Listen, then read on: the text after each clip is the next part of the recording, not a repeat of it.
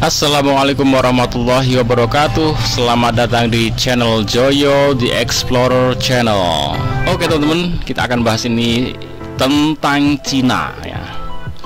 Jadi Cina ini kenapa dia bisa menghasilkan, menciptakan sebuah produk, entah itu produk apapun, dan ini khususnya di bidang otomotif, produk mobil, kok bisa murah banget, jauh lebih murah dibanding kompetitor manapun, sehingga dia bisa menggeser pabrikan Eropa, pabrikan Jepang, semuanya nyingkir karena dia bisa menciptakan produk yang murah tapi cukup memuaskan dalam segi kualitasnya. Ya kadang terkenal Cina itu kualitasnya kurang ya, tapi murahnya terkenal. Kadang memang agak bermasalah di kualitas, tapi semakin kesini untuk di bidang otomotif itu sudah kualitas ini sudah sangat diperhatikan oleh Cina ya, sehingga dia bisa benar-benar bersaing di dunia otomotif, bisa menyingkirkan kompetitor terdahulunya. Padahal Cina ini dulunya terkenal dengan melimpahnya tenaga kerja yang murah ya, tenaga kerja melimpah dan murah.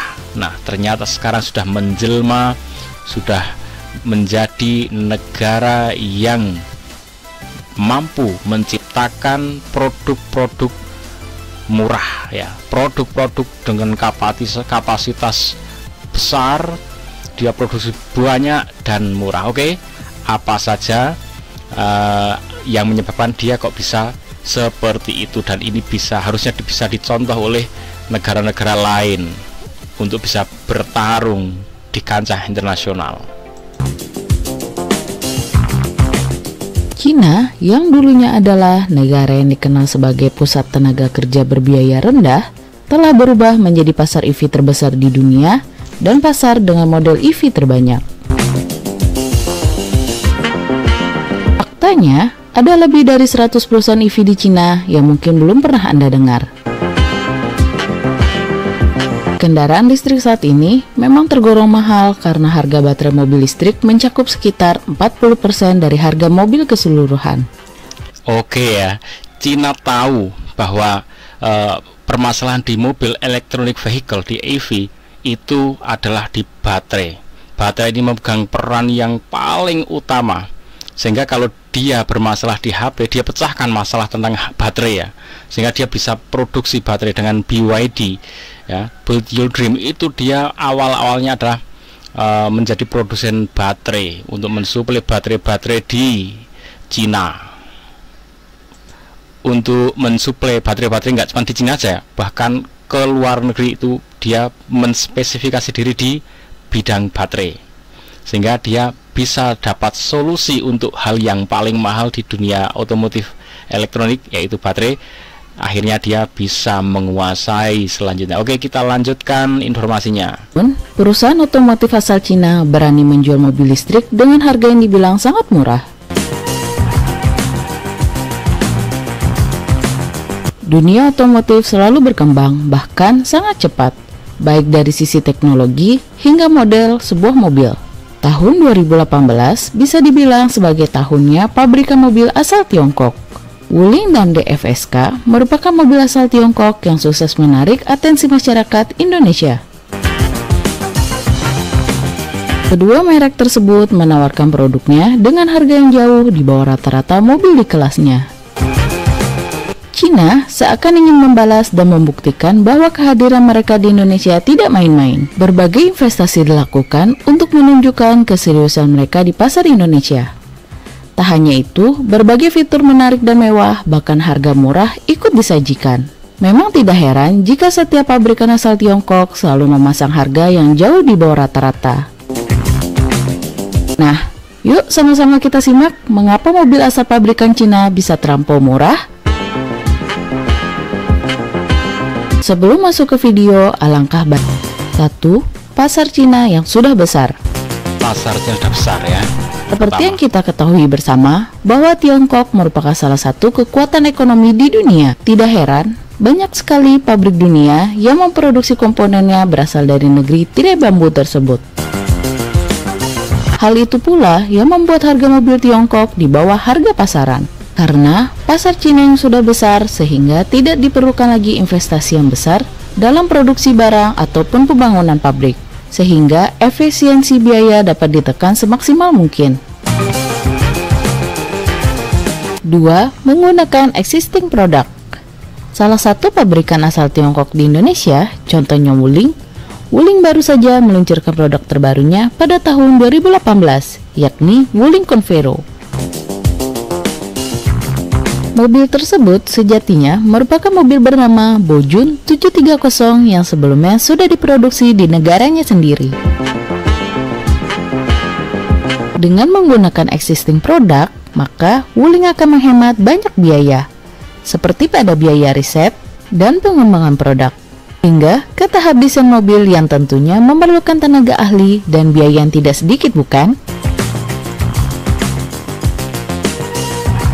3. Minim biaya promosi. Salah satu hal yang membuat produk menjadi mahal adalah karena berbagai macam biaya pendukung di belakangnya, seperti biaya promosi atau iklan. Jika kita melihat Wuling atau DFSK, jarang sekali di antara mereka memasang iklan di televisi atau di media cetak sekalipun. Hal ini tentu sangat berpengaruh terhadap penentuan harga jual produk mereka. Jadi, Cina sangat minim untuk mengeluarkan biaya promosi untuk produknya. 4. Lokal yang cukup. Salah satu perusahaan Cina di Indonesia, yaitu Wuling, mengklaim bahwa telah menggunakan kandungan lokal sebanyak 56% untuk urusan komponen mobil. Hal ini tentu dapat meminimalisir biaya, apalagi jika komponen diambil dari negara asalnya. Tentu akan terkena tarif pajak impor. Sudah tidak heran kan mengapa mobil asal Tiongkok bisa memiliki harga di bawah pasaran? Nah, terakhir untuk sekedar informasi, Cina juga mengontrol banyak bahan yang diperlukan untuk baterai. Mereka tidak memiliki sumber daya alam paling melimpah untuk baterai, tetapi memiliki sebagian besar kapasitas kilang dunia untuk nikel, kobalt, sulfat, litium hidroksida, dan grafit. Saat ini, banyak negara yang sedang menjalin kemitraan dengan negara-negara seperti Chili untuk mendapatkan akses yang lebih besar ke tambang mereka untuk logam. Kalimat terakhir tadi sangat mencengangkan ya teman-teman. Jadi Cina itu dari bahan bakunya itu kurang dia mengandalkan bahan baku dari negara-negara lain, tapi dia mengembangkan pengolahan, pabrik pengolahan ya.